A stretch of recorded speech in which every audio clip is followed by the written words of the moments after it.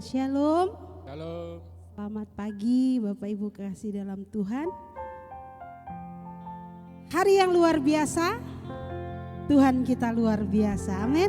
Mari bangkit berdiri sama-sama, kita mau berdoa. Bapa, di dalam nama Tuhan Yesus Kristus, dikuduskanlah namamu, datanglah kerajaanmu, jadilah kehendakmu di bumi seperti di surga. Kami percaya, kami mengalami keberkatan yang daripada Tuhan melalui ibadah bersama kami. Nyatalah pribadimu di tengah kami siap memuji meninggikan Tuhan. Di dalam nama Tuhan Yesus Kristus, setiap kita yang percaya katakan amin. Haleluya. Haleluya, Allah kita luar biasa, amin. Mari kasih jabat tangan kiri kananmu, katakan Tuhan kita luar biasa.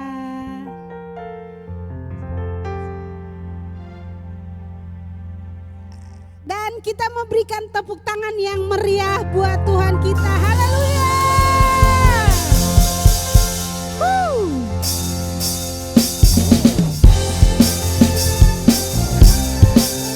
Allah sumber segalanya dalam hidup kita. Amin.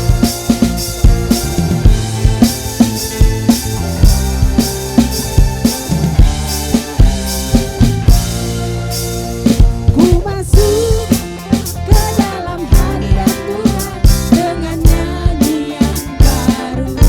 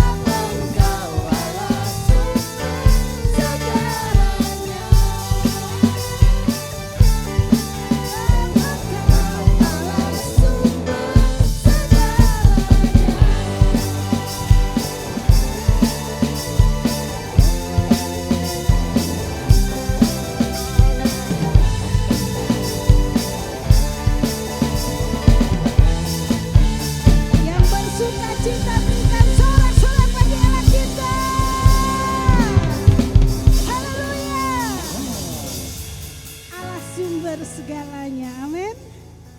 Bapak Ibu percaya Yesus kita adalah Yesus yang luar biasa? Amin. Siap terima janji Allah? Siap terima kemenangan dari Allah? Mari sama-sama angkat tangannya. Tuhan memberiku kegirangan dan sukacita melimpah. Haleluya. Minyak yang baru dicurahkan. Haleluya, ku Sekali lagi katakan. Tuhan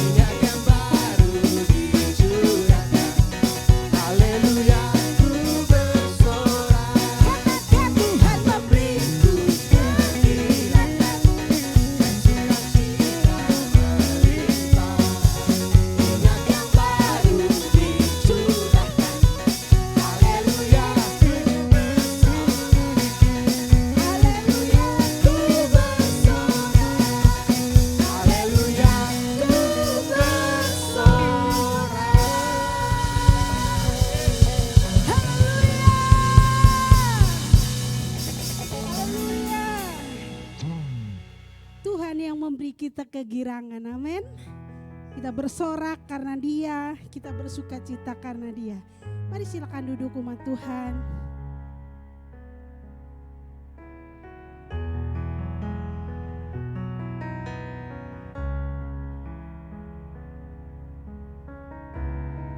Kami bersyukur karena kebaikan-Mu Tuhan. Kasih setia-Mu, kebaikan-Mu, kemurahan-Mu Kau nyatakan dalam hidup kami. Bersama dengan umat-Mu, kami rindu alami lebih lagi karya Roh Kudus nyata dalam hidup kami. Terima kasih Tuhan. Terima kasih Bapa. Kulihat langit terbuka, kemuliaan-Mu datang, penuhi tempat ini. Kami umat-Mu bersujud, tersungkur menyembah kekudusan-Mu Tuhan. Penuhi hati kami, kemuliaan-Mu dinyatakan. Kulihat langit terbuka, kemuliaan-Mu datang, penuhi tempat ini. Kami umat-Mu bersujud, tersungkur menyembah kekudusan-Mu Tuhan. Penuhi hati kami, kemuliaan-Mu dinyatakan. Nyanyi kudus, kuduslah Tuhan Allah Maha Kuasa. Nyanyi kudus, kuduslah Tuhan Allah Maha Kuasa.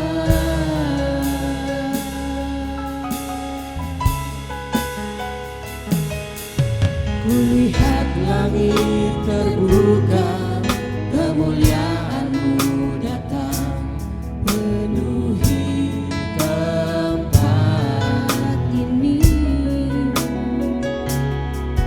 Kami umat-Mu bersujud, tersungkur menyembah kekudusan-Mu Tuhan. Penuhi hati kami, kemuliaan-Mu dinyatakan.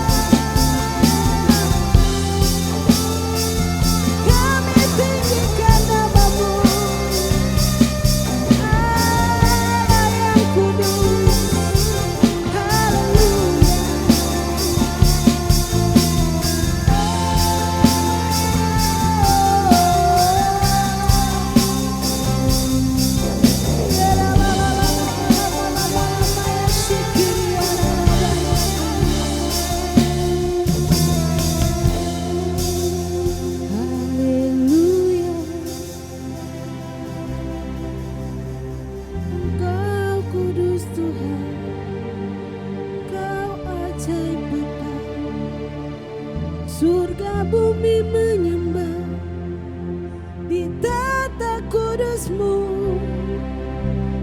Yesus Tuhan.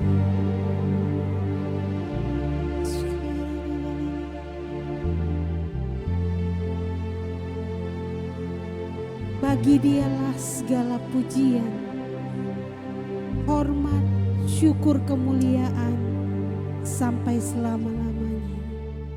Yesus yang layak kita tinggikan, Yesus yang layak kita agungkan. Sebab segala sesuatu dari Dia, oleh Dia, dan bagi Dia untuk selama-lamanya. Shkiara halalala barabala balabala bala. Shikiriara labala bala. Mari kita mau akui kekudusan namanya, bahwa hanya Dialah Allah yang kudus, Dialah Allah yang maha kuasa, Allah yang layak kita puji, Allah yang layak kita tinggikan. Yesus Kristus namanya.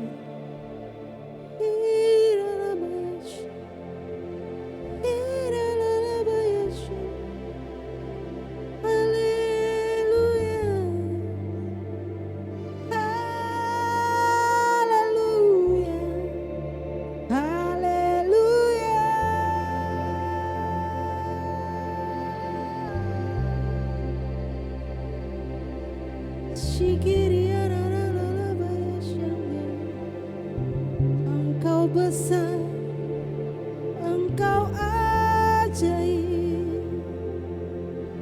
Tuhan. Haleluya.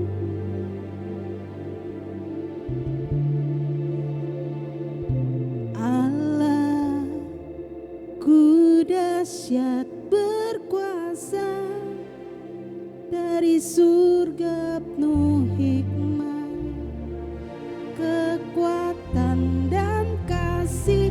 Allahku dahsyat, Allahku dahsyat berkuasa, dari surga penuh hikmat, kekuatan dan kasih. Allahku dahsyat,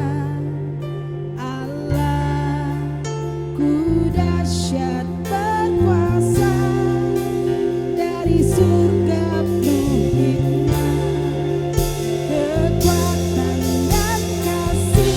Allahku dahsyat, Allahku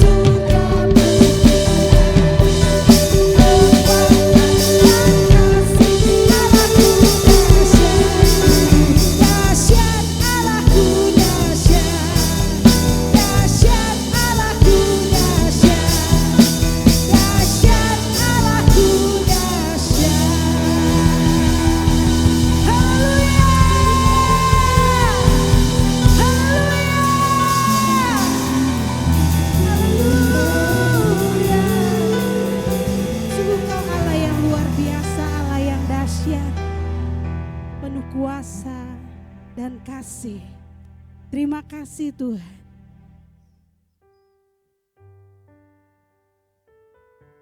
Terima kasih. Genapi dengan firman-Mu. Biarlah kami alami terus kedahsyatan Tuhan dalam hidup kami. Pengurapan-Mu atas hamba-Mu bukan dengan kuat gagahnya, tetapi dengan hikmat Allah Dia menyampaikan isi hati-Mu bagi kami semua. Terima kasih Tuhan. Terpujilah Engkau di dalam nama Tuhan Yesus Kristus. Setiap kita yang percaya katakan amin, amin, haleluya. Silakan duduk Bapak Ibu kasih dalam Tuhan. Hari ini kita akan dilayani oleh hambanya Bapak Pendeta Paulus Epang. Dan waktu dan tempat kami persilakan.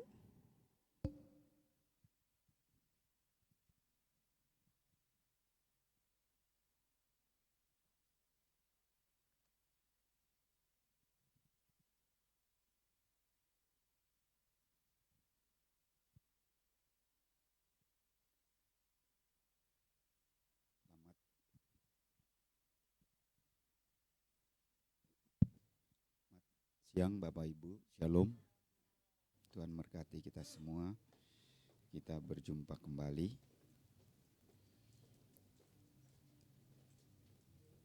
Kitab Roma pasal 8.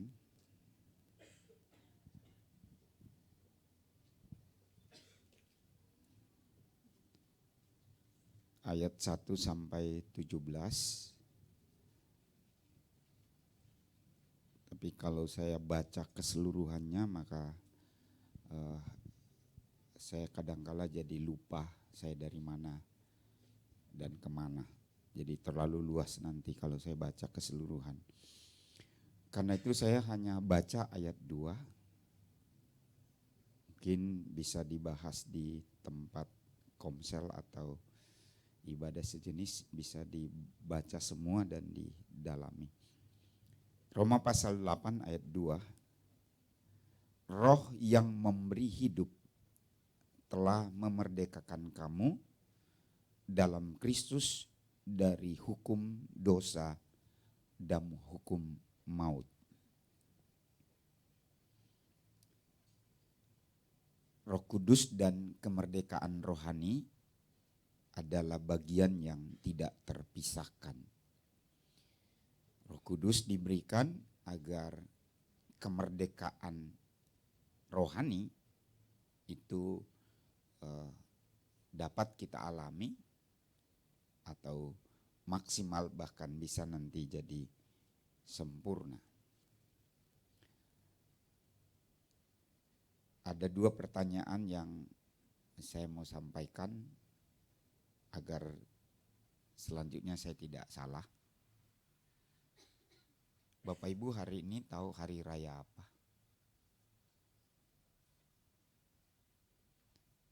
Hari raya Kristian ya, hari ini hari apa? Hari Pentakosta. Terkait dengan hari Pentakosta ini di gereja GKPDI kalau tidak salah. Nah itu suka salah kan? Nur udah suka ingat nih gitu. Suka salah. GPK. Saya balik-balik P dan K-nya. Pantekosta karismatik.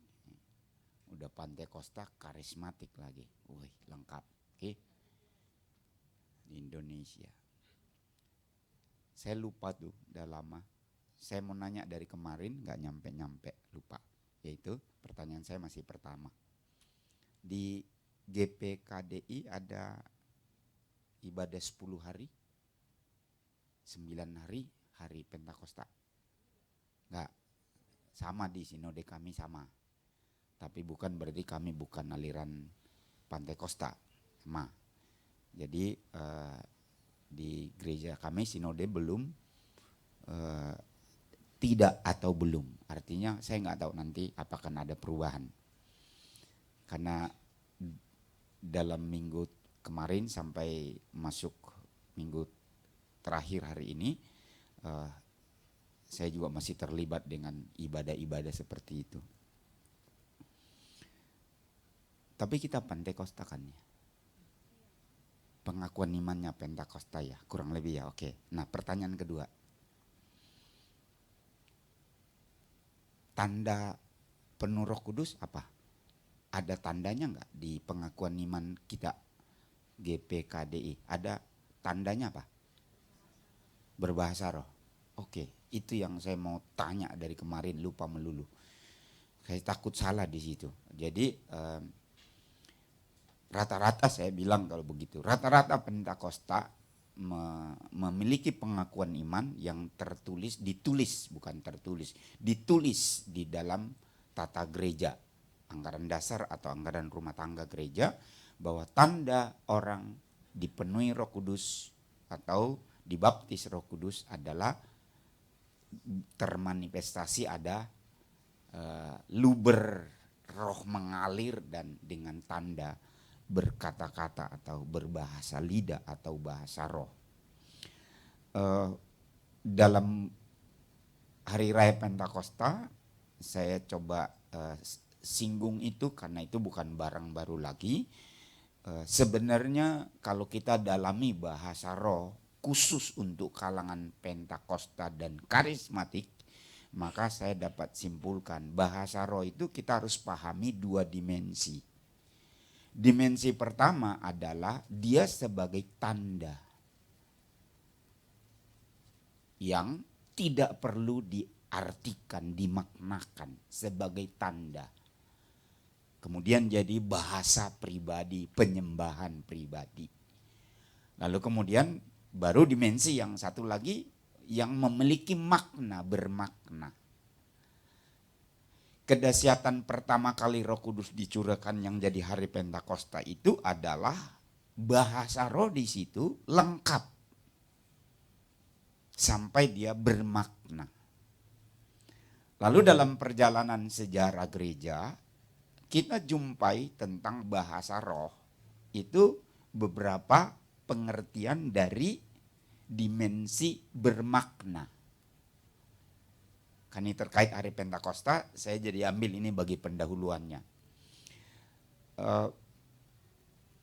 Dimensi pertama tanda itu tidak perlu diterjemahkan. Nanti kalau kita sudah sampai ke situ kita nggak pusing baca pemahaman Kristiani terkait dengan 1 Korintus pasal 12 dan 1 Korintus pasal 14.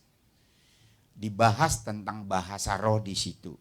Nah, ada gereja yang anti bahasa roh dan dia akan kesulitan menerjemahkan, menafsir 1 Korintus 12. Karena di 1 Korintus 12 dan 1 Korintus 14 di situ bahasa roh harus bertumbuh sampai ada yang menerjemahkannya. Kalau tidak ada, harus cuma 2-3 orang di dalam ibadah. Tapi di ayat yang lain, jangan larang, jangan padamkan bahasa roh. Nah, itu kan kesulitan kalau kita nggak punya pemahaman bahwa bahasa roh itu berdimensi dua. Satu, tanda, yang kedua bermakna. Yang dikelola dalam ibadah, dibatasi dalam ibadah, utamanya dalam 1 Korintus 14 itu adalah mengenai yang bermakna. Bermakna pun itu berdimensi atau punya kedalaman lagi. Artinya saya berbahasa roh, maka itu kalau bahasa roh itu bermakna, maka dua kemungkinan. Satu, kalau saya dapat karunia mengertikan bahasa roh, maka saya ngerti. Tapi bisa jadi saya nggak dapat karunia mengertikan bahasa roh, maka bisa jadi ada orang lain yang dipakai untuk mengerti bahasa roh yang saya sedang ucapkan itu. Bisa seseorang langsung memiliki double berbahasa roh dengan bermakna dan bahasa roh yang menafsirkan bahasa roh, itu dua karunia. Itu satu bentuk. Kemudian bahasa roh yang bermakna jenis yang kedua adalah saya berbahasa roh di suku atau bahasa tertentu dan bahasa roh yang keluar dari mulut saya ini terdengar seperti bahasa lokal. Itu kedahsyatan Roh Kudus, kedahsyatan sorga seperti itu seperti di loteng Yerusalem. kemungkinan itu. Yang ketiga, saya tidak pernah belajar bahasa lokal atau bahasa tertentu. Tapi saya sedang mau menyampaikan Injil, apakah kepada pribadi orang tersebut, kelompok orang tersebut, KKR misalnya atau segala macam. Dan penterjemah nggak datang. Dan saya sudah di podium, saya harus jalan. Maka tiba-tiba Roh Kudus kasih saya karunia bahasa roh, yang artinya saya ngomong dalam bahasa lokal. Karunia. Sesudah itu saya nggak bisa buat apa-apa lagi. Karena itu cuma karunia. Dan itu dalam sejarah gereja, saya bilang tadi, dalam sejarah perjalanan gereja itu bisa ditemukan itu.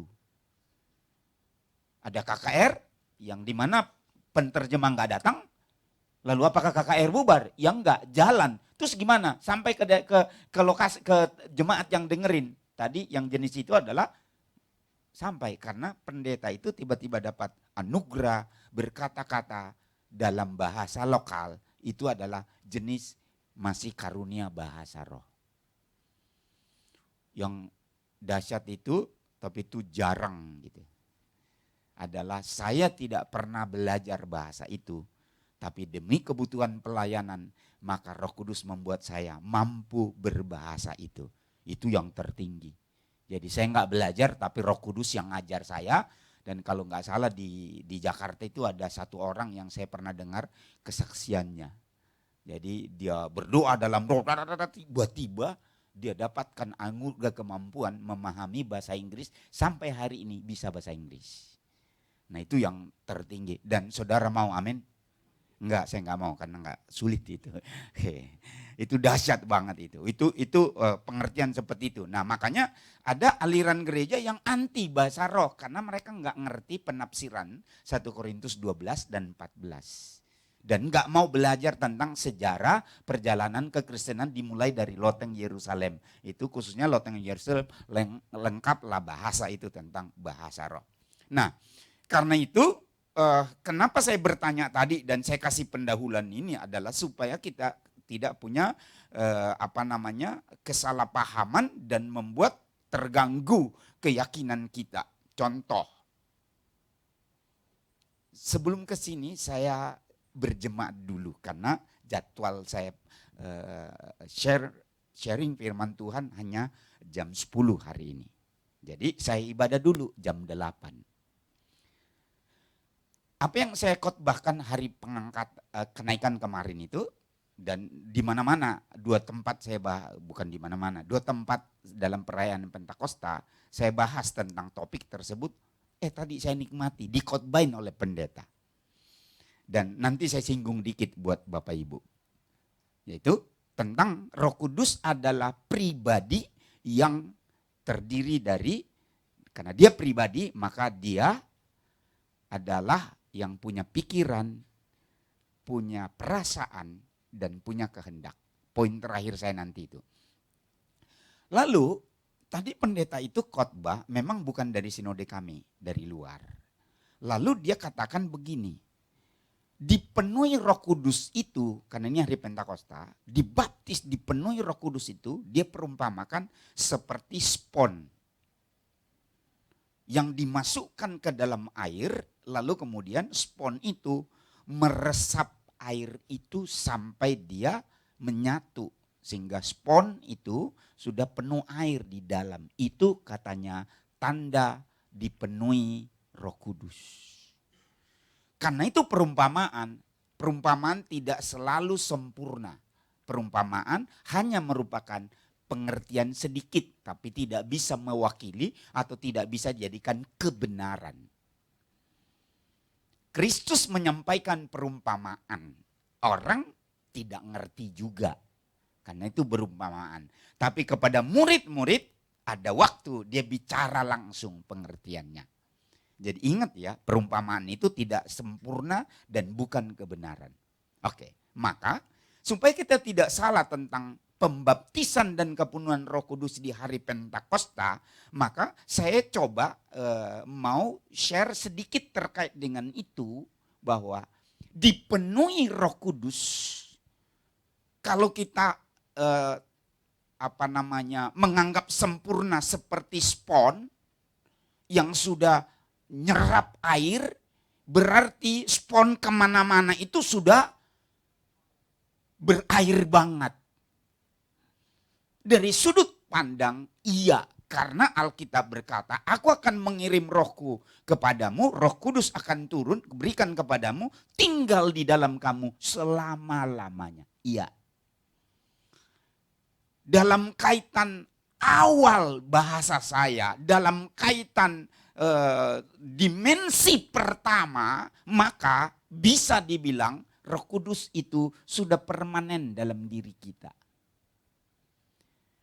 Tapi sudut pandang yang lain, apakah dia sudah menguasai kita sepenuhnya? Itulah yang perlu kita belajar. Sehingga kita tidak akan salah, itu orang bahasa roh. Kok hidupnya kayak gitu? Ya kan dia masih di dunia. Dia penuh Roh Kudus, dia bahasa roh, dia dapat banyak karunia, dia pendeta dahsyat, canggih, luar biasa. Tapi dia belum diangkat, dia belum sempurna. Karena nanti itu Roh Kudus adalah pribadi, kita juga adalah pribadi. Kita tidak akan kehilangan sebagai pribadi waktu kita dibaptis oleh Roh Kudus. Maka satu yang saya mulai belajar untuk sharing sama Pentekosta lama yang saya suka sebut Pentekosta heran lah. Karena saya juga bertobatnya tahun 83 di Pentekosta heran lah. Saya dibaptis Roh Kudus di Pentekosta heran lah. Yang pada waktu mereka dijamah Roh Kudus kadangkala lupa kendali sampai terkenal. Pentekosta bisa pecahin mimbar atau meja. Jadi waktu doa di meja penuh Roh Kudus, pecah mimbar mejanya. Nah itu yang saya pulang ke Papua waktu itu karena saya lahir baru di Papua. Saya khotbahkan dan saya ajarkan mereka bahwa dipenuhi Roh Kudus, biarkan roh itu mengendalikan kita dan kedagingan kita, jangan ikut ambil bagian. Jangan ngambil manfaat di situ. Sehingga waktu mereka, ya, saya pegangin tangannya. Suaranya aja tante ya, tangannya tenangin ya. Dan bisa.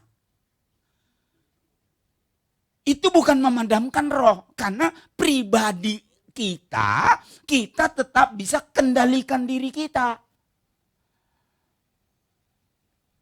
Hari ketiga kalau tidak salah, sesudah saya lahir baru dibaptis, lalu kemudian kami doa pencurahan itu 9 hari lah ya, bahkan 8 ya, karena hari kenaikan itu udah 1, berikutnya sampai minggu berikutnya seperti hari ini. Jadi hari ketiga lah ya. Oke, hari ketiga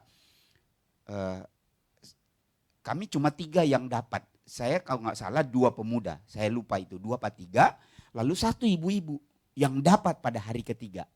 Tiba-tiba, saya juga, lu apaan nih? Kok ada bahasa yang keluar? Saya nggak ngerti karena saya dari Protestan. Saya nggak ngerti apa ini. Tapi saya nggak bisa kendaliin. Tapi saya sadar. Lalu saya lihat ada ibu-ibu sambil doa itu sambil lompat ke sono kemari. Saya jadi bingung, ini apa ini? Cuma kan etikanya saya sadar ibadah kita nggak boleh ngaco. Punya etika ibadah jangan ngaco, amin. Kita kan bukan orang Afrika. Kalau orang lanjutkan Pak Pendeta, teruskan, Roh Kudus bicaralah. Ya kita orang Indonesia, bukan orang Afrika. Shalom. Maka kita pun nyanyi Tuhan cool dikit, amin. Enggak terlalu karismatik banget yang lepas. Oke, jadi bisa dikendalikan. Nur jadi panjang nih, saya dikasih berapa menit? 45 ya. Kamu nggak bilangin di saya. Bisa bablas anginnya nih. Orang slide saya belum keluar. Oke. Jadi dia adalah pribadi. Nanti kita lanjutkan. Kita mulai dari kemenangan oleh kuasa Roh Kudus yang memberikan kita kemerdekaan. Slide saya yang pertama.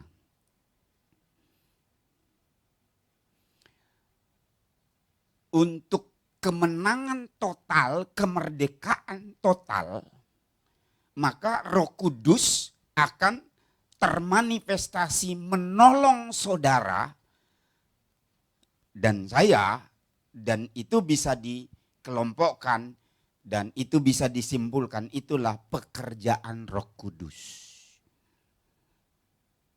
Jadi akhirnya saya perluas mengenai tema ini, Roh Kudus dan kemerdekaan rohani. Fokusnya nanti itu yang bagian merah bawah. Roh Kudus dan kemerdekaan rohani. Fokus itu, Roma itu di situ, Roma semua itu yang di bawah merah itu. Tapi itu adalah yang terakhir. Saya simpulkan ada 5. Yang pertama, Roh Kudus bekerja untuk memposisikan kita sebagai posisi, diposisikan. Sehingga dalam posisi itu jelas kita berbeda. Roh Kudus menolong saudara dan saya, kita berbeda. Kita dimeterai artinya disahkan. Disahkan menjadi milik sorga, milik Bapa, milik Kristus, dicap, dimeterai oleh Roh Kudus, Efesus. Saya tulis ayatnya di situ, jadi tinggal di copy aja kalau nanti dibaca, karena saya nggak keburu untuk baca semua ayat itu, karena semua ada ayatnya, dan kalau kita baca jadi terlalu luas nantinya. Oke, jadi dia memeterai saudara dan saya, Roh Kudus dicurahkan. Kenapa Pentakosta? Kenapa mesti penuh Roh Kudus? Kenapa mesti nunggu di loteng Yerusalem? Kenapa mesti terima Roh Kudus? Karena kita ini mesti dibedakan, dimeterai, dicap, sehingga dalam kaitannya nanti dengan keabsahan, musuh tahu. Oh, ini udah dimeterai, termeterai. Ini miliknya Kristus nih. Ini termeterai. Dia ini bukan gelap lagi, tapi dia ini terang.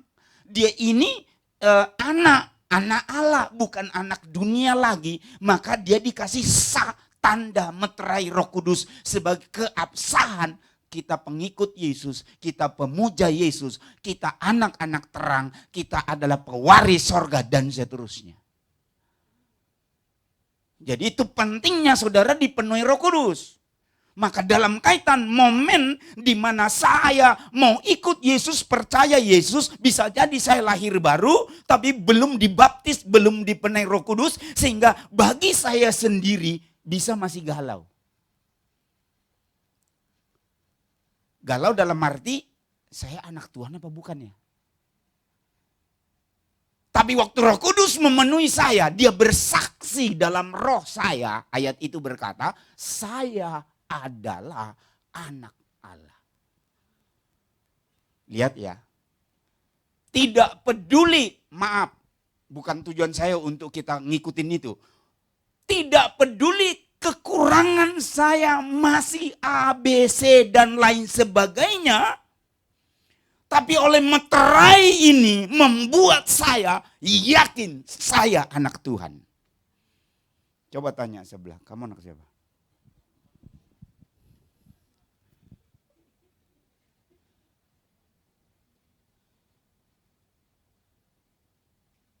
Kalau dia nggak dimeterai oleh Roh Kudus dalam hatinya, dia bisa bilang, ntar dulu. Hari Minggu gua anak Tuhan, hari Senin gua anak apa? Gua anak gelap, anak apa, segala macam. Tapi kalau orang sudah dimeterai, dipenuhi Roh Kudus, itu akan membuat hatinya langsung ada sesuatu yang bagi dia kesaksian, ada pembeda langsung. Oke, gambar saya dikeluarin lagi. Supaya saya bisa nyontek.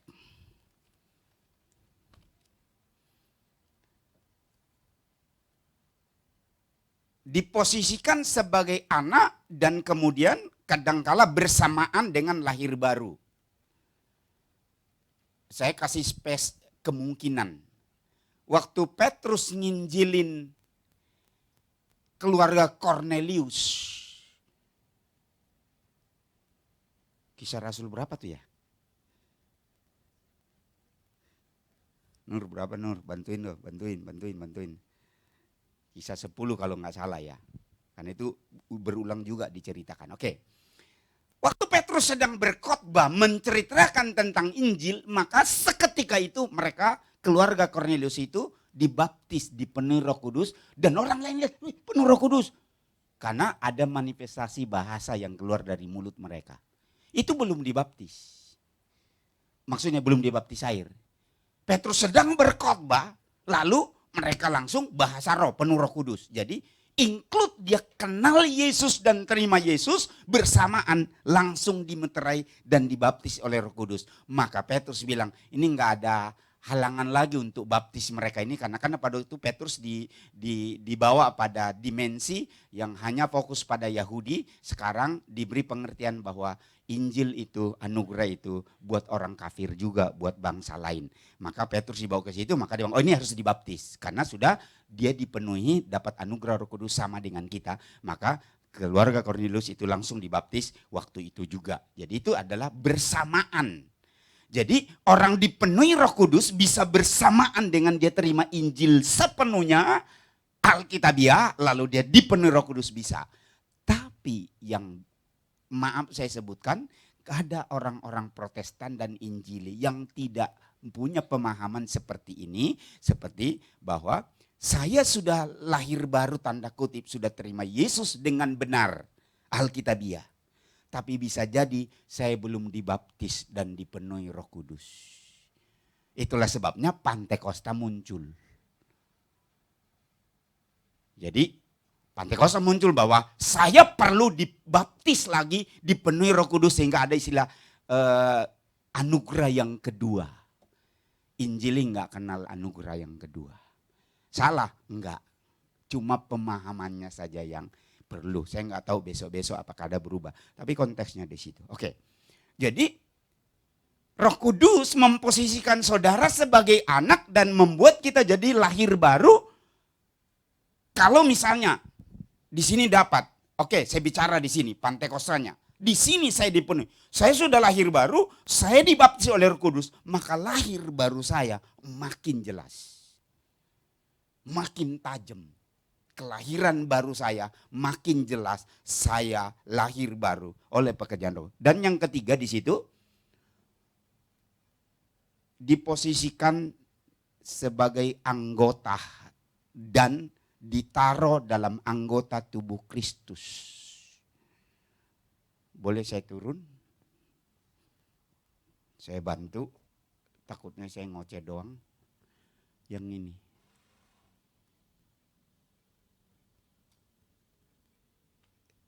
Ketiga, tiga,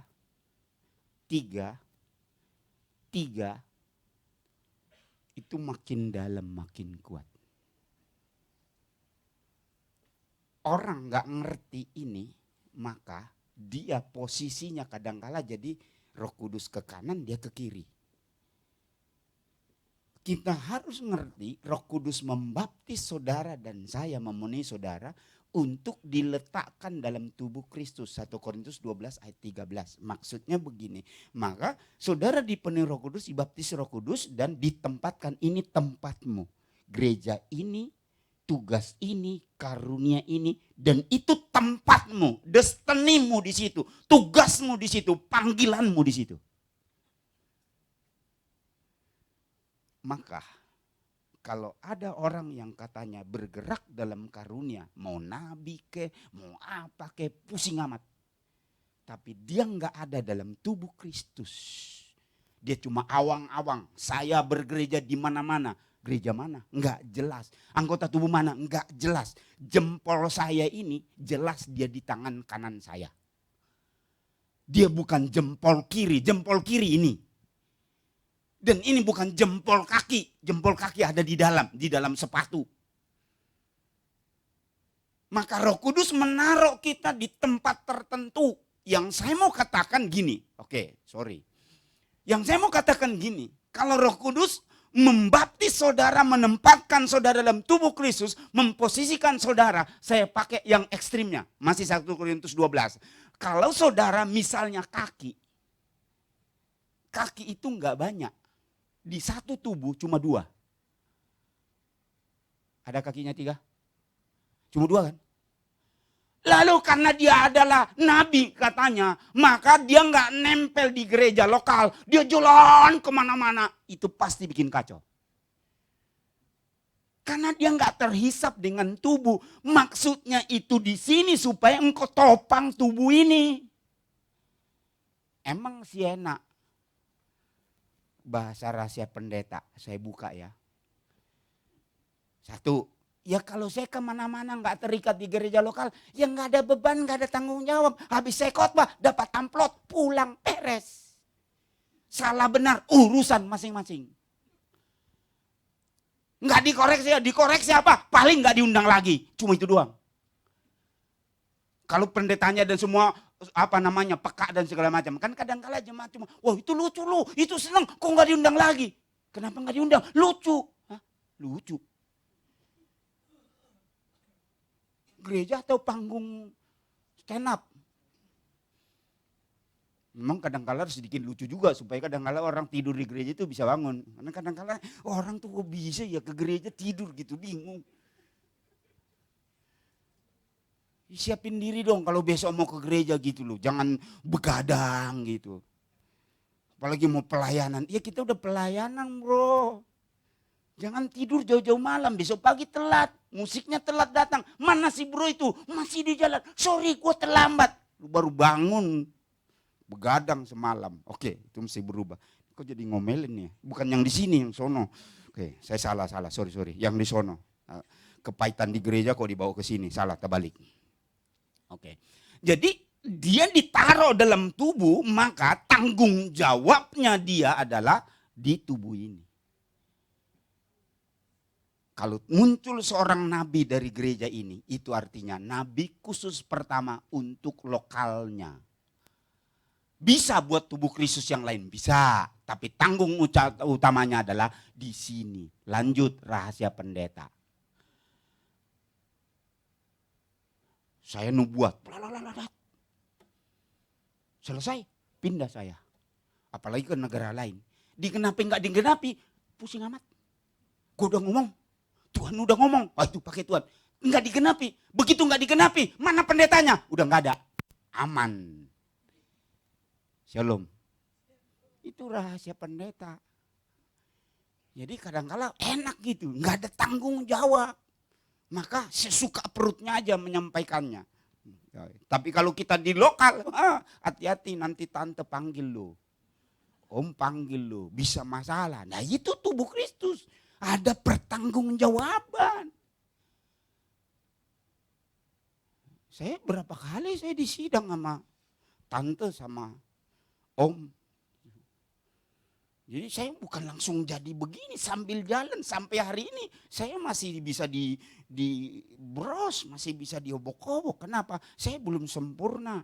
Haleluya. Masih manusia. Maka saya masih bisa khotbah di sini. Kok enggak udah pengangkatan deh. Oke, kasih tahu saya ya kalau udah tinggal 5 menit supaya saya bisa akhiri. Kalau enggak bablas. Saya nggak bisa ngontrol jamnya itu. Saya walaupun lihat jam kadang-kala susah. Dan kadang-kala justru saya nggak mau. Kalau perlu saya doain supaya jamnya berhenti. Gitu. Oke, pekerjaan Roh Kudus yang kedua adalah pengudusan. Saya buat di situ dia kuning, pengudusan. Maka Roh Kudus mulai menginsapkan, mempertobatkan, dan membuat taat. Kedalamannya itu dia insapkan, lalu kemudian tujuannya sampai kita kapok, lalu terus taat. Itu adalah pekerjaan Roh Kudus. Maka saya mesti sampai ke slide yang kedua, kalau enggak tuntas ini barang. Oke, saya lompat ya. Yang ketiga, memperlengkapi. Roh Kudus memperlengkapi saudara dan saya dengan memberi urapan, pengurapan supaya tidak karatan, pengurapan supaya saya tulis di tengahnya itu apa? Ada kekuatan, ada kuasa rohani di situ, bukan rohana, ada kuasa rohani. Lalu kemudian masuk yang kedua, kuasa, karunia, punya kemampuan. Nah, yang ketiga, otoritas. Ini yang kadangkala banyak anak Tuhan tidak terlalu paham, termasuk kami para pendeta, tentang konsep ini kedalaman yang ketiga. Gampangnya gini, Desember Jokowi sudah kehilangan otoritas. Dia jalan kemana-mana, mungkin karismatiknya, populernya masih akan jalan. Tapi otoritas sudah nggak punya sebagai presiden. Maka kalau dia bertindak sebagai presiden, dia melanggar hukum. Kalau Januari, Februari, dan seterusnya, sudah salah dia. Karena dia tidak di bawah otoritas. Itu sebabnya penekanan saya pertama tadi, kalau engkau ditaruh sebagai kaki di gereja ini, lalu engkau pindah ke sana kemari, engkau tidak punya otoritas atau belum punya otoritas di situ. Kecuali jabatanmu sudah naik jawatan nasional, jawatan internasional. Berarti engkau sudah membawa kuasa otoritas untuk nasional, untuk segala macam. Maka kalau saudara keluar dari posisimu di tubuh Kristus, maka disitulah engkau mudah diombang-ambingkan oleh sibolis, oleh setan. Karena engkau nggak punya otoritas. Oke, contoh Alkitabnya, kisah di Alkitab. Anak-anak Skewa. Aku sumpai engkau dalam nama Yesus yang dikenal oleh, yang dilayani oleh Petrus, Paulus dan lain sebagainya. Iblis bilang, Paulus aku kenal, Yesus aku kenal, sopo iki.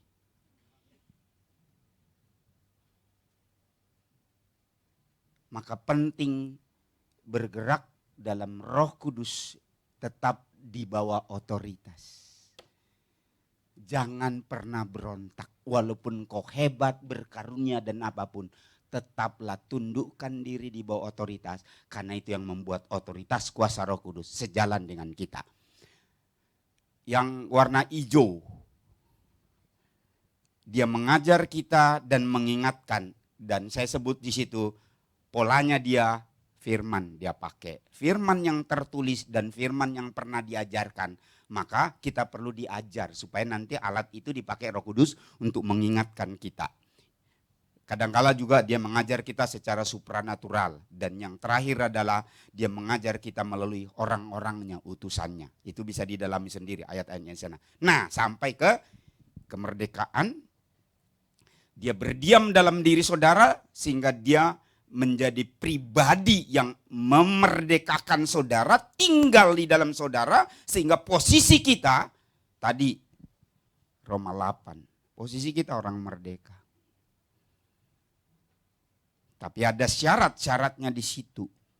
Yang pertama, Roh Kudus mesti berdiam dalam diri saudara, atau tinggal dalam saudara, harus dipenuhi oleh Kudus. Yang kedua, ayat 4-6, saya nggak usah baca lagi. Saudara mesti nurut.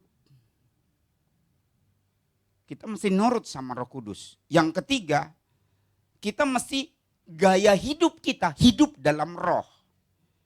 Yang keempat, melalui Roh Kudus justru kita matikan perbuatan daging. Lalu yang terakhir, yang kelima adalah dia harus pimpin kita. Jadi kembali ke spon tadi.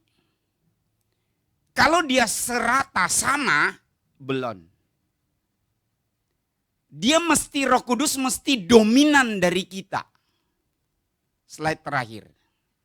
Supaya saya selesaikan. Roh Kudus adalah pribadi, saudara dan pribadi.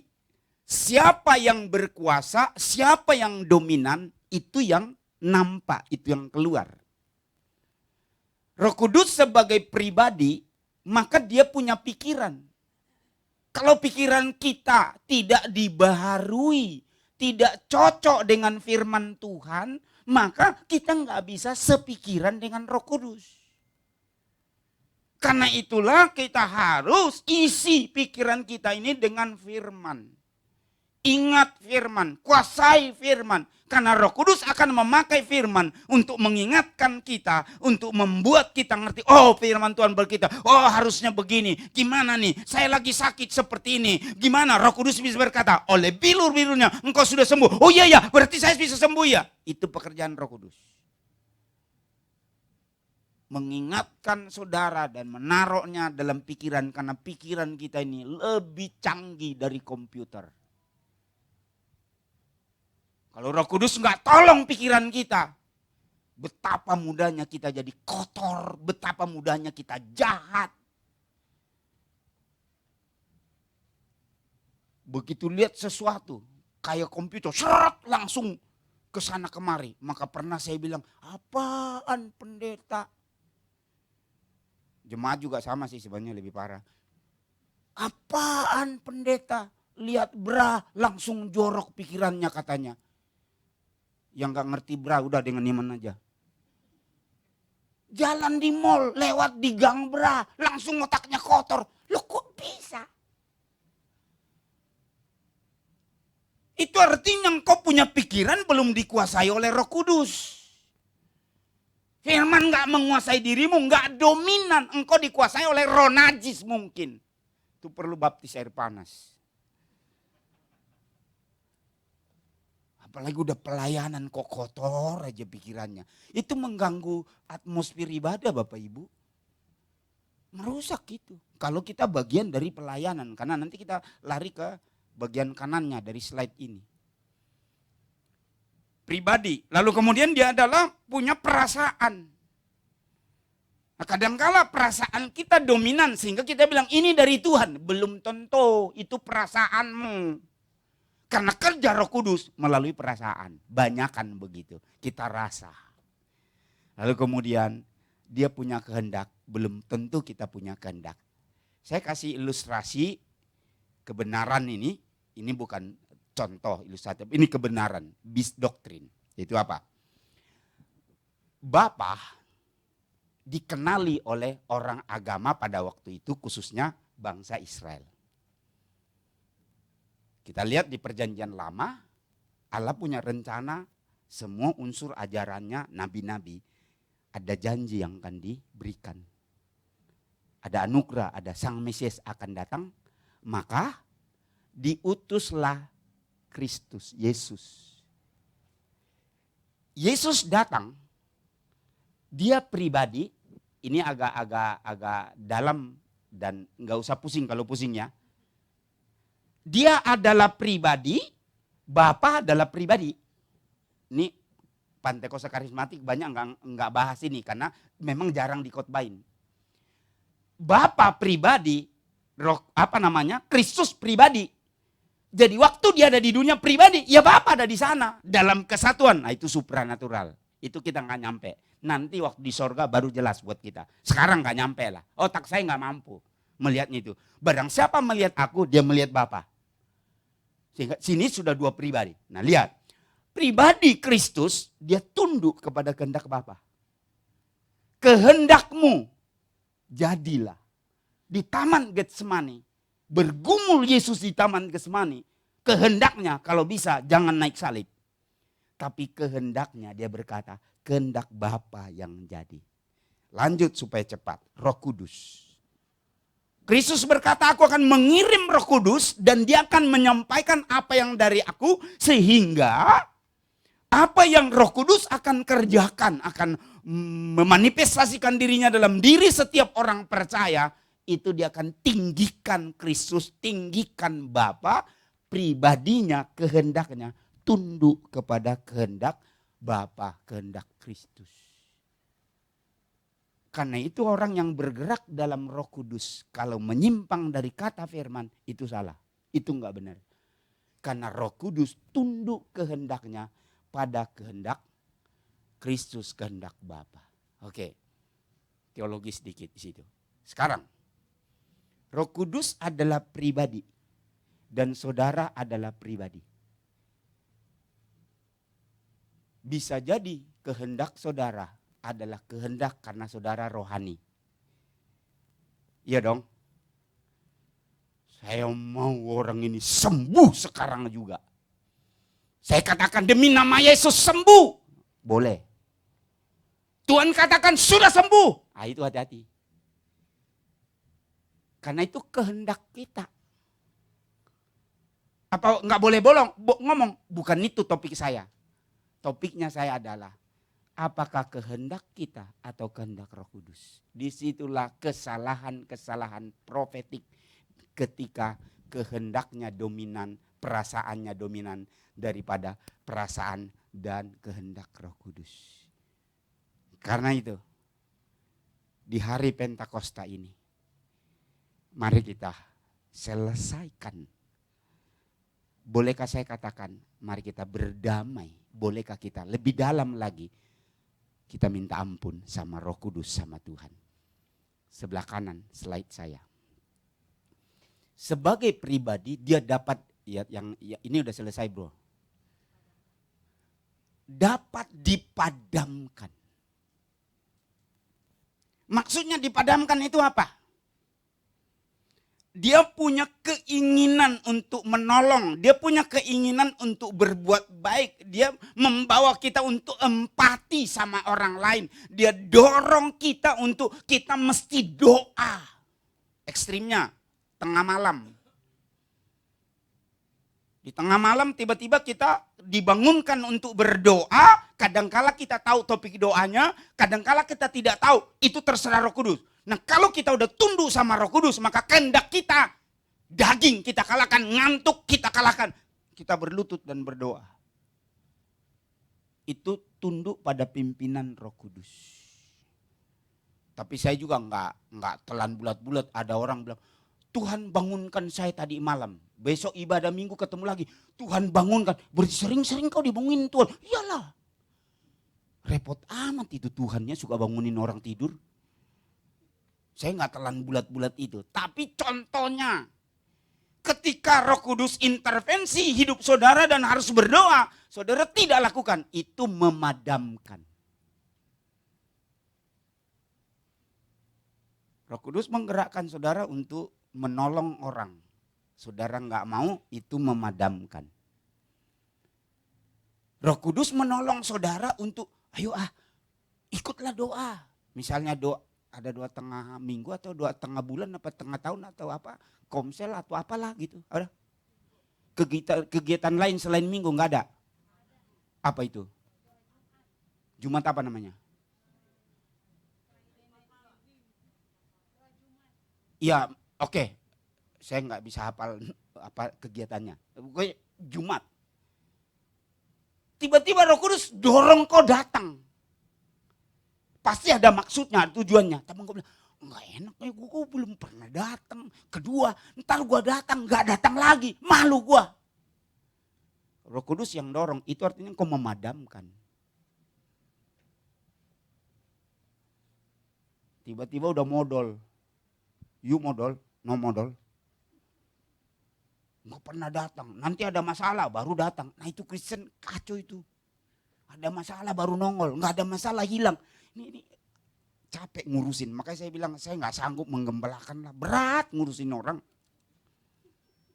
Ada maunya suka-sukanya dia gitu. Oke, waktu saya masih ada, masih ayo, yang benar aja. Berapa menit lagi? Ada timer dari belakang, Pak berapa boleh? 10 menit. Wah puji Tuhan, haleluya, itu masih lumayan.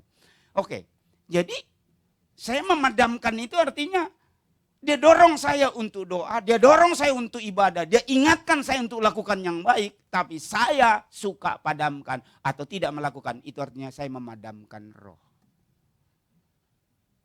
Waktu saya mulai bahas ini baru tahun ini, saya konsen tentang ini, saya mulai rasa saya nggak layak ngomong ini, saya nggak layak.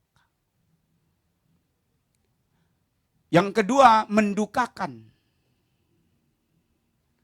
Saya nggak tahu apa saya pernah kasih contoh ya, karena itu pengalaman lama. Dulu kan seminar apapun kadang-kala selalu waktu seminar aja, ikut aja. Ngantri mau beli buku, ada meja buku. Lalu saya dari belakang lihat pendeta, rata-rata pendeta. Itu saya masih ingat itu di gereja Yesus Kristus apa tuh di Maisonet, di sana tuh ada yang tinggi salibnya tuh, ada kegiatan di situ, ikut di situ. Saya di belakang. Didorong dari dalam, bayarin tuh pendeta. Saya nggak kenal itu pendeta.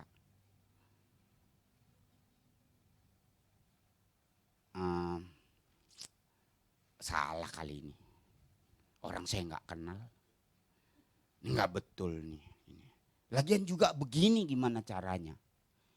Tiba-tiba itu pendeta karena udah lama buka buku-buku. Tiba-tiba hilang karena memang dia nggak punya uang mungkin. Hilang. Begitu saya mau sampai situ mau beli, saya nangis. Di dalamnya itu berduka itu roh.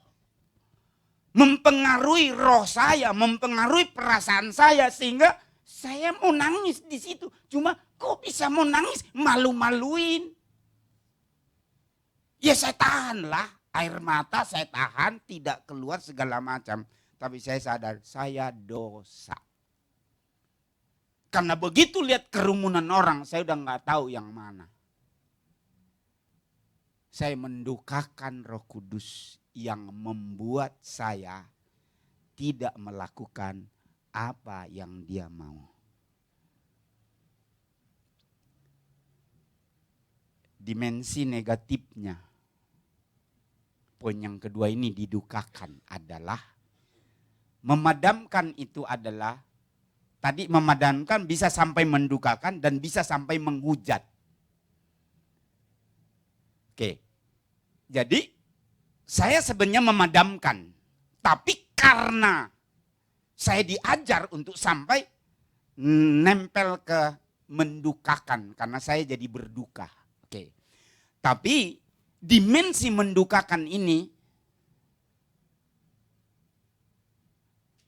Bapak Ibu siap dengerin lebih jauh? Siap? Regu A siap? Regu C siap? Oke.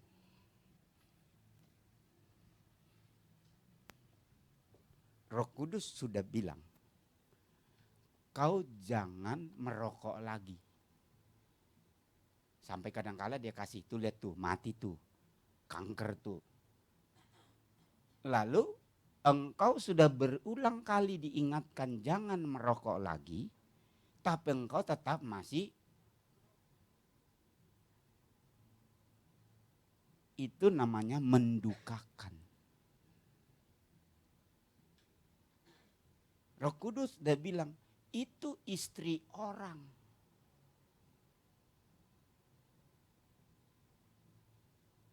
Itu anak Tuhan.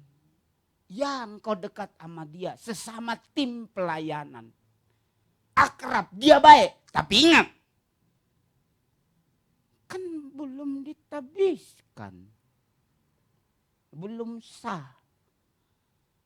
Terus laki-laki sama perempuan koslet lama-lama. Tiba-tiba selingkuh, itu mendukakan. Banyak cerita itu. Pelayan-pelayan altar. Mereka tiap minggu pelayanan, tapi mereka dalam posisi mendukakan roh.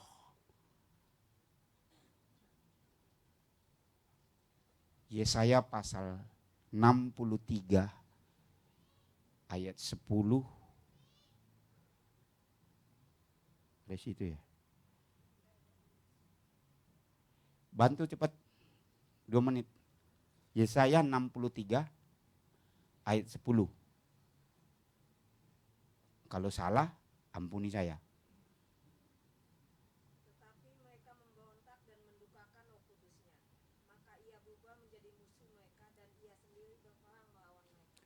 Waktu kita sudah sampai menghujat Roh Kudus, kita bisa jadi berlawanan. Terus kita dukakan. Sampai Yesaya 63 ayat 10, Roh Kudus jadi lawan. Bagaimana mungkin saya di sini? Roh Kudus datanglah, urapilah kami, bekerjalah. Sementara saya sedang jadi musuhnya dia. Kenapa saya jadi musuhnya? Ya karena saya dukakan dia. Saya mungkin lebih parah kalau sampai dimensi yang dalam, hujat udah gak ada ampun. Jadi di perayaan Pentakosta ini, hari Pentakosta ini, kenangan 2000 tahun lebih yang lalu. Maka sampai hari ini, ayo kita lanjutkan kegerakan Pentakosta dengan tidak lagi memadamkan dan mendukakan, apalagi menghujat Roh Kudus. Kita mau andalkan apa? Mau pakai kekuatan apa? Jangan sampai kita mendukakan Roh Kudus apalagi menghujat. Tuhan memberkati kita. Haleluya.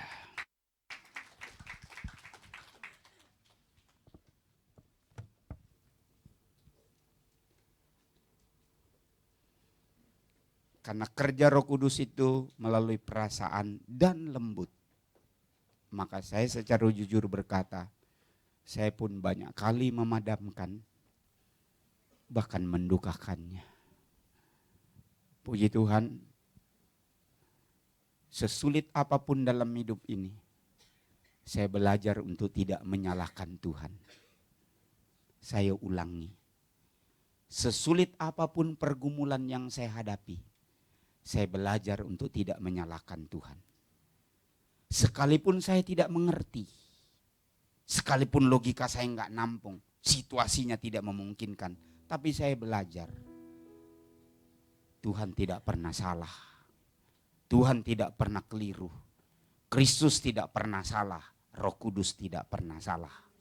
Sehingga jauhlah untuk menghujatnya, untuk menyalahkannya atau murtad. Saya bilang, dosa saya sama Roh Kudus banyak dalam memadamkan dan mendukakan. Karena itu, ampuni kami Bapa. Ampuni kami Tuhan Yesus. Ampuni kami Roh Kudus. Ketiga yang esa. Yang membuat kami unik. Membuat kami anak Allah. Yang memberi jaminan dan kepastian surga, warisan milik kami. Amin. Tapi kami suka hidup dengan daging, bukan hidup dalam roh. Banyak kali keinginan kami terlalu kuat dan berlawanan dengan keinginan-Mu. Untuk itulah kami datang dan tidak akan pernah berhenti beribadah dan berdoa. Sampai kami diangkat, sampai kami dipulihkan. Oleh anugerah-Mu dan izinkan Roh-Mu kembali berhembus dengan kuat atas kami. Amin. Berhembuslah Roh Kudus di tempat ini. Berhembuslah Roh Kudus dengan kuasa-Mu. Pulihkanlah gereja-Mu di akhir zaman. Berhembuslah,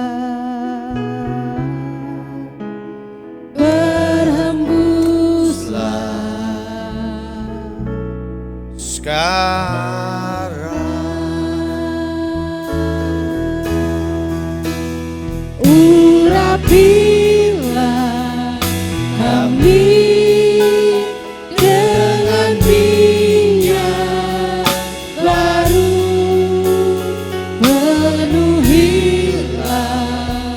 kami dengan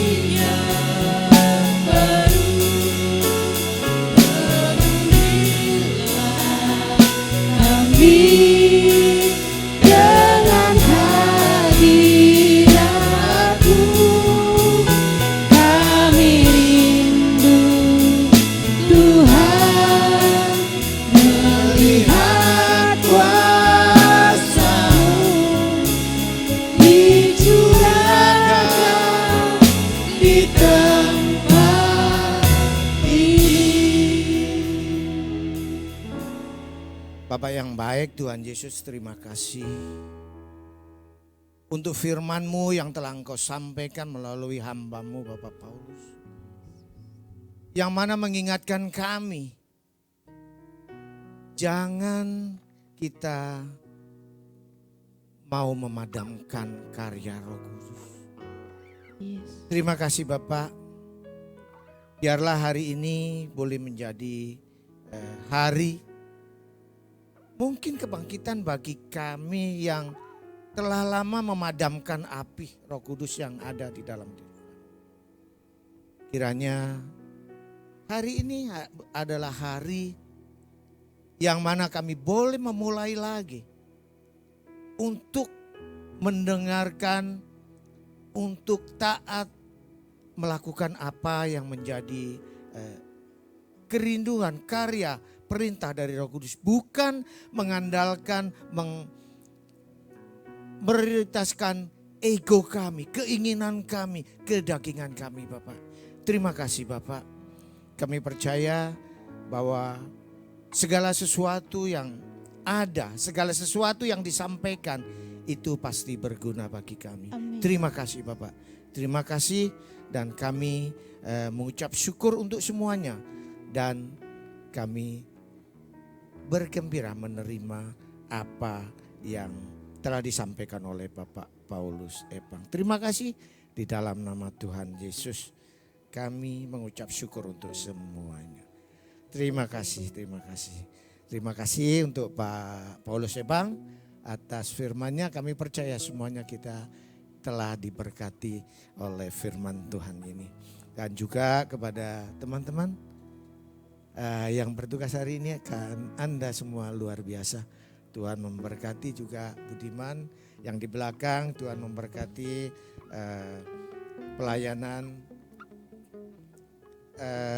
Kemudian gerakan membaca Alkitab tetap kita lanjutkan. Dan Senin besok kita mulai di Ayub 17-18 sampai di Minggu tanggal 26 Ayub 29 dan 30. Bread Life ditayangkan tiap hari Senin dan ini adalah kesimpulan daripada Friday Night Gathering yang kita adakan setiap Jumat malam. Enggak bosan, saya tetap mengharapkan mengundang teman-teman yang belum bergabung, ayo gabung. Ini adalah tempat yang baik untuk kita saling belajar mengenai firman Tuhan. Kemudian Blessing Woman setiap Kamis pertama dan ketiga pukul 7 malam melalui Zoom. Dan yang berulang tahun di minggu depan adalah minggu ini tanggal 19 adalah Saudara Kelo. Halo Kelo, ulang tahun, selamat ulang tahun. Juga Dison yang di BKC, Max, BKC juga, dan Olive hari ini nggak datang ya Olive. Olive tanggal 21, Max tanggal 21, kemudian tanggal 22 Pak Alek. Pak Alek, selamat ulang tahun nanti ya. Kemudian tanggal 22 juga Maggie. Maggie ada di belakangnya. Oke, Maggie. Kemudian tanggal 23 si Lina dan 24 Budiman. Oke, kemudian persembahan bisa Bapak Ibu sampaikan melalui transfer di rekening-rekening yang ada. Dan bagi Bapak yang datang onsite bisa juga memasukkan di tempat yang telah tersedia. Hotline gereja disediakan bagi Bapak Ibu yang mungkin ada keperluan atau apapun juga untuk menghubunginya. Demikian pengumuman untuk minggu ini. Saya undang jemaat untuk bangkit berdiri dan saya undang Bapak Gembala untuk menutup dan mendoakan yang berulang tahun. Terima kasih.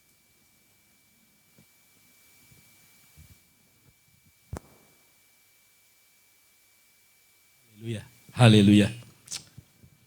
Bapa, di dalam nama Tuhan Yesus kami bersyukur Tuhan buat apa yang kau sampaikan kepada kami itu. Sungguh Tuhan ini menjadi penambahan buat kami akan kebenaran-Mu Tuhan, yang akan kami pegang teguh di dalam pengiringan kami kepada Kristus. Sungguh kami perlu Roh Kudus yang menjadi penolong kami, menjadi memberikan kekuatan, penghiburan bagi kami dalam menjalani kehidupan kami Tuhan. Sungguh Tuhan, kami akan lebih lagi belajar untuk mendengar, lebih peka lagi mendengar suara-Mu Tuhan Yesus melalui pimpinan Roh Kudus. Dan juga ajarkan kami untuk lebih taat lagi Tuhan, bertindak seturut arahan pimpinan dan kuasa Roh Kudus. Dan jangan biarkan kami senantiasa hidup dalam pemberontakan kepadamu Tuhan. Terima kasih Bapak buat kebenaran yang Kau sampaikan kepada kami. Biarlah ini menjadi rema bagi kami, menjadi kekuatan buat kami untuk menahan keinginan-keinginan daging yang senantiasa timbul dalam kehidupan kami. Supaya kami boleh berjuang dan kami menjadi pemenang Tuhan. Terima kasih Tuhan Yesus, Kau berkati hamba-Mu, Pak Paulus Pepang yang sudah menyampaikan kebenaran firman-Mu. Tuhan terus tambahkan kepada beliau wahyu ilham pewahyuan Roh Kudus akan kebenaran-Mu Tuhan. Sehingga dimanapun Pak Paulus melayani, jemaat dikuatkan, diteguhkan, dibangkitkan, dipulihkan. Dan nama Tuhan dipermuliakan. Kau berkati keluarganya, istrinya, anak, mantu, cucunya. Semua hidup dalam kasih Kristus Tuhan. Terima kasih, kami berdoa buat jemaat, hamba-hamba Tuhan, pelayan yang berulang tahun sepanjang minggu ini. Kami berdoa buat Kelo yang hari ini berulang tahun. Terima kasih buat taman usia Tuhan. Terima kasih buat sukacita dan sejahtera yang Kau berikan kepada Kelo Tuhan. Terima kasih buat kerinduannya senantiasa melayani, memuliakan nama-Mu. Urapi secara khusus pelayanannya sebagai leader tim puji sembah, sebagai penginjil Tuhan. Bagai juga Tuhan penyertai dimanapun dia menginjili Tuhan. Disertai dengan tanda-tanda mukjizat sehingga banyak orang yang hilang diselamatkan. Kau berkati keluarganya bersama Imelda, bersama Glenn dan Fiona, bersama-sama menikmati semua kemurahan anugerah Tuhan. Dalam pemeliharaan-Mu mereka tidak akan kekurangan apapun juga. Kami berdoa buat Dison yang berulang tahun tanggal 19. Tuhan, terima kasih biar Dison dari kecil tetap bertumbuh ke arah Kristus. Setia Tuhan, beribadah gereja anak Tuhan, tambahkan hikmat pengertiannya. Terus Tuhan Yesus bertumbuh Tuhan, dan semakin bertambah usia, dia semakin mengenal Yesus. Berkati kedua orang tuanya, Zikri dan Yanti, mereka bersama-sama menikmati semua kemurahan dan anugerah-Mu. Tuhan memberkati pekerjaan kedua orang tuanya, dan juga mereka boleh hidup dalam berkelimpahan. Kami berdoa buat Max yang berulang tahun tanggal 21. Terima kasih Tuhan Yesus. Tuhan juga memberkati Max dengan usia. Tuhan juga berkati Max dengan semangat, sukacita dalam menjalani kehidupan ini, juga semakin bertumbuh ke arah Kristus. Atau tidak mengalami kesulitan dalam sekolahnya, bahkan menjadi anak yang berprestasi membanggakan kedua orang tuanya. Tuhan berkati Andri, Ruth, juga Imelda, Emilia, dan juga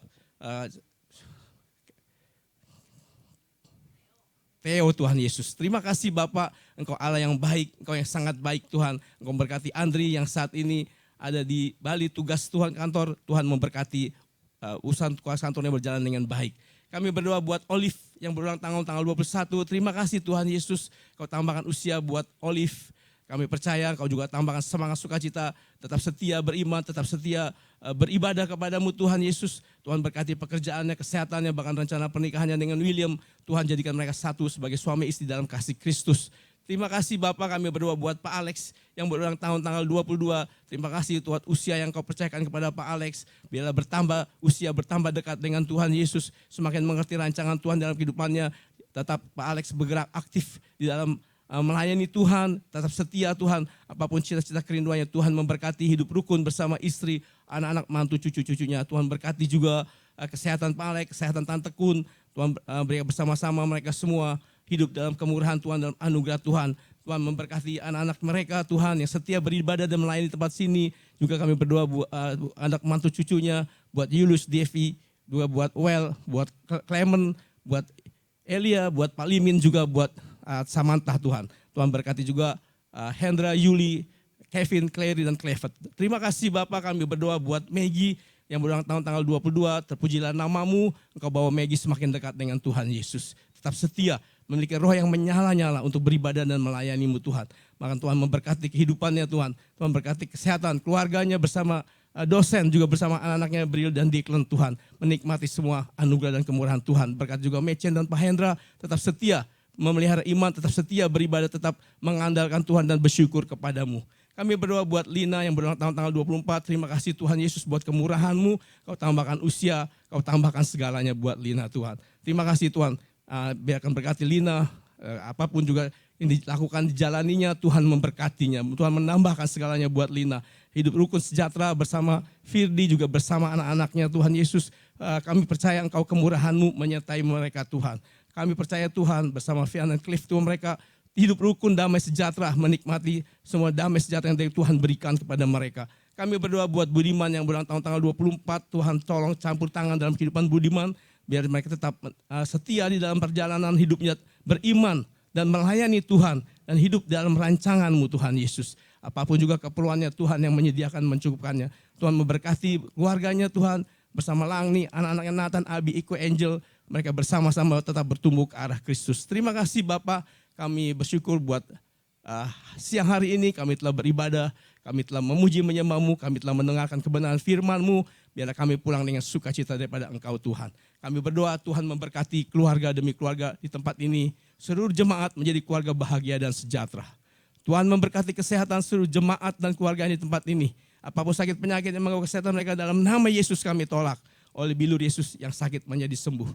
Kami berdoa buat kesembuhan sempurna terjadi buat Tante Heti, buat kakinya Tuhan. Kami juga berdoa buat kesembuhan yang sempurna terjadi buat Ibu Lina Tuhan, buat kakinya Tuhan. Terima kasih Tuhan Yesus. Kami juga berdoa buat Tuhan memberkati usaha, bisnis, pekerjaan, ekonomi, jemaat dan keluarga di tempat ini. Tuhan membuat mereka berhasil dan beruntung.